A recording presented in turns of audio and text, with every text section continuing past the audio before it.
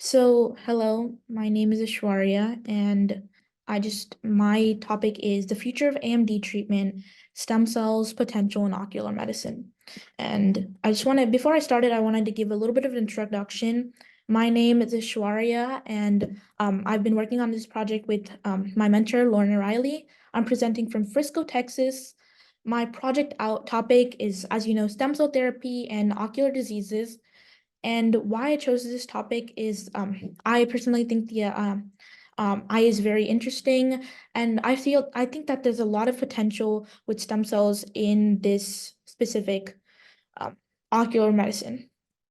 So first, I want to talk about what even is AMD or this ocular disease. And AMD is basically just called age-related macular degeneration. And this disease is very common. It lacks a definitive cure. And there are two types, as you can see. I'll explain in further slides. And the main thing is that I want to highlight is that it can cause many symptoms, but including severe vision loss. And before I start, I wanted to give just explain what the macula is. It's a part of the retina responsible for the most precise vision, and that'll be a huge thing later on.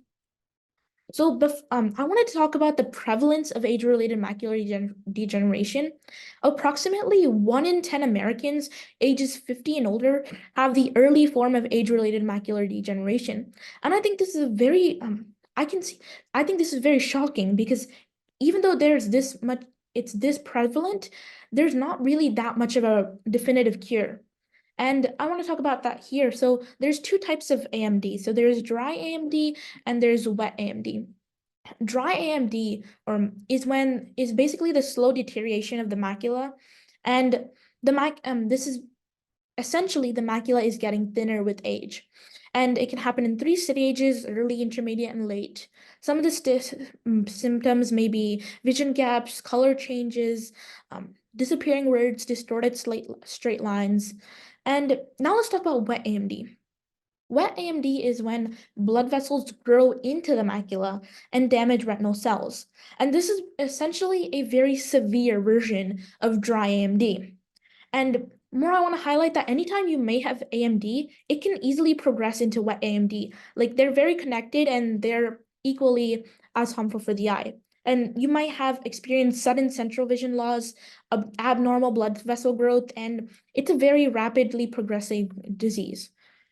And I want to show a graph right here, a diagram. As you can see, in dry AMD, there's a little bit more, like you can see the macula getting thinner, and in wet AMD, you can see the blood vessels are damaging the retina and the macula. And here's another picture, diagram. It kind of separates it out. So you can see dry AMD, you have unusually fuzzy or distorted vision. And in wet AMD, you have a more pronounced blind spot in the center of your vision. And the sad thing is, like, um there's not a good definitive treatment for these AM forms of AMD. Like for dry AMD, when it starts, there's literally no treatment. You can't do anything until it gets more severe. And when it gets to an intermediate form, the only real thing you can do is eat vitamins and supplements. And for wet AMD, however, though there are some types of treatments, I think that they are not really that helpful, and they've shown efficacy, but in different individuals, you have different outcomes. And this is just for wet AMD. For late stage dry AMD, there's currently no treatment. And I think this is again shocking because even though it's so common, there's not really a definitive treatment, and you're just gonna without it, many people are gonna have lower qualities of life. This is where stem cell therapy comes in. And essentially, we can use stem cell therapy to essentially rebuild or remake the damaged parts of the eye. And I think that's really interesting and exciting. So that's why I wanted to talk about this in today's talk. So let's go on to direct cell therapy. This is a major topic that I have researched in my review paper, and I've been researching this for months, and I think I've got a pretty good hold of it. And as you can see, it's basically when you're implanting stem cell derived tissue into the eye. And we're in this type of implantation, we're focusing on RPE cells. So what are RPE cells? RPE cells are basically retinal pigment epithelium cells, and they're basically a part of the macula that are most affected in macular degeneration. And many studies that I researched their outcomes show improving visual acuity.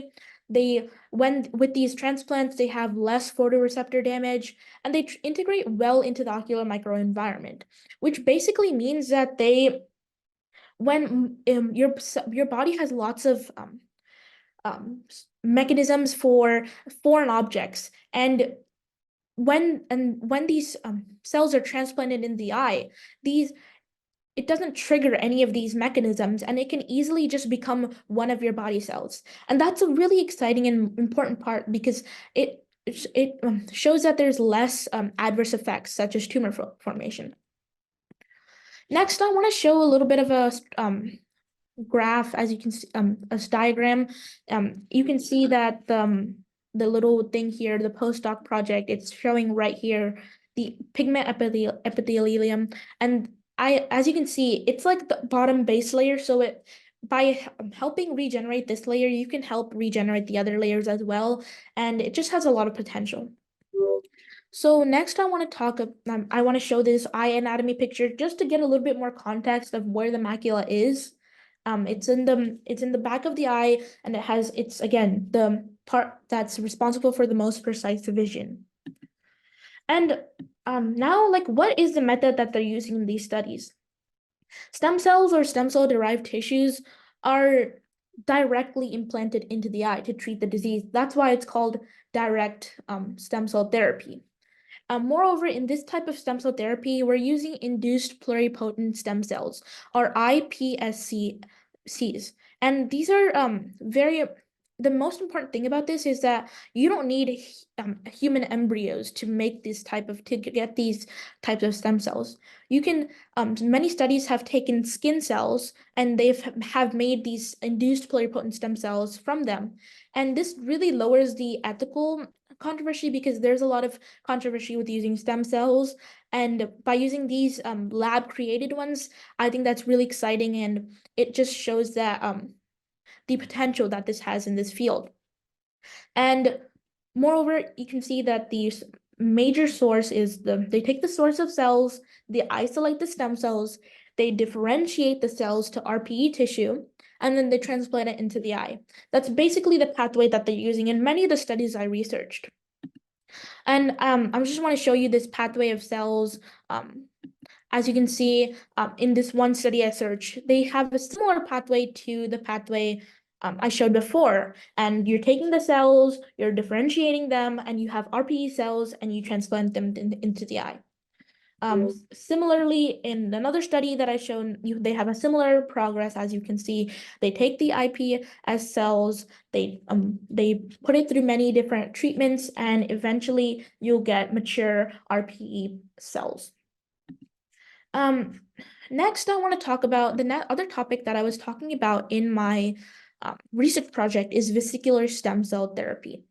And this type of stem cell therapy is very unique in that it doesn't make a tissue derived from stem cells. Instead, you're using the stem cells to essentially you're using them to create these extracellular vesicles that have these bioactive proteins that can aid in the healing process for the eye. And before I go on, I just want to define these two terms: mesenchymal stem cells. They're type of adult multipotent stem cells.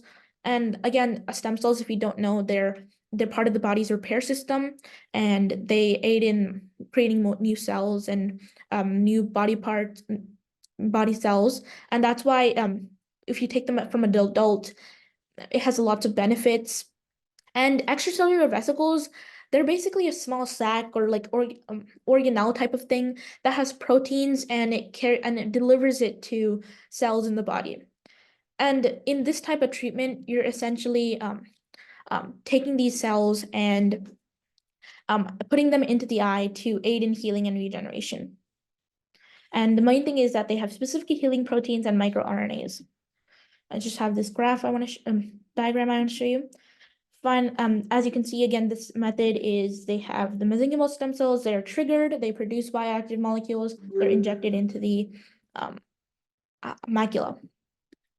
Finally, I just want to talk about gaps and controversies. So throughout the studies that I've seen, there's a lot of safety concerns with unpredictability, potential unwanted differentiation, and risk of tumorigenicity. These are great safety concerns, but another thing that I've noticed is that they have limited sample sizes and short-term monitoring of subjects. So I think that's a really bad. I think that could be improved on in further studies. And again, future directions, I think that future research should focus on robust studies with larger sample sizes to affect the long-term efficacy of this therapies. And I think they could also combine different methods and to provide more comprehensive insights into the future of this therapy. Thank you. Any questions? Thank you so much. Yeah, I have actually an initial question based off of one of the items that you mentioned in your presentation. So you mentioned in this particular area that you're actually using skin cells to create the stem cells as opposed to human embryos, which I thought was really interesting. Is that something that's just specific to like work in the eye, or is that just like a broader innovation in stem cell research overall?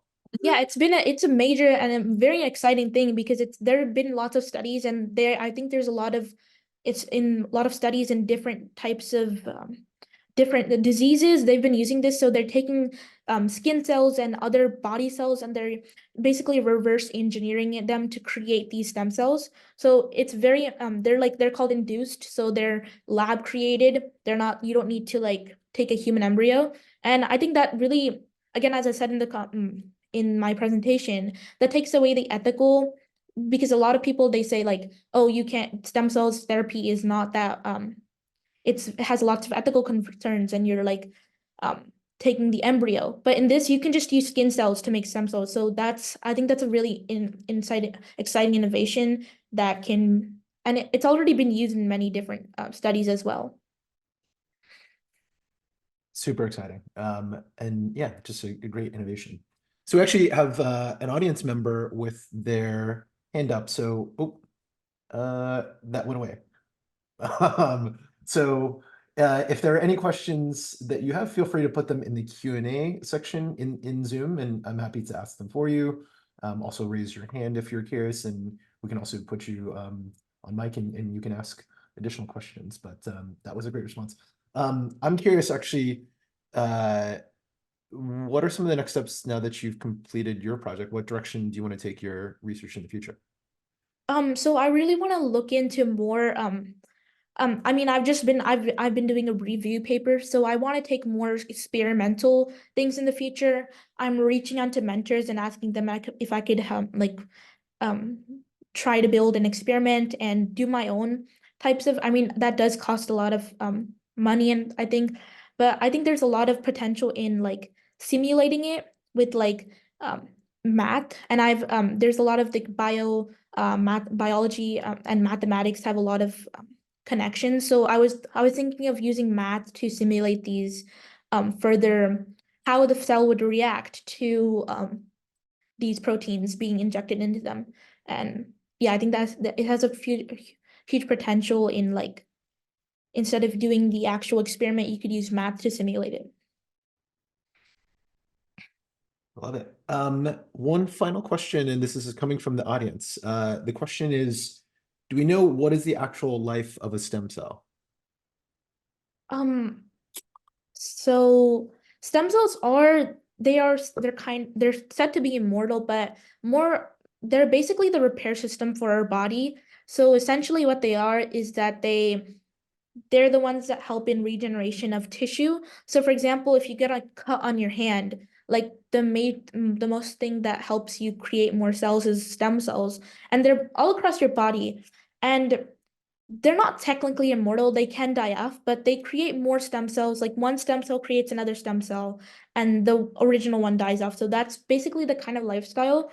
Um, they're not as immortal as people say. I think. Wonderful. Aishwarya, thank you so much for your presentation.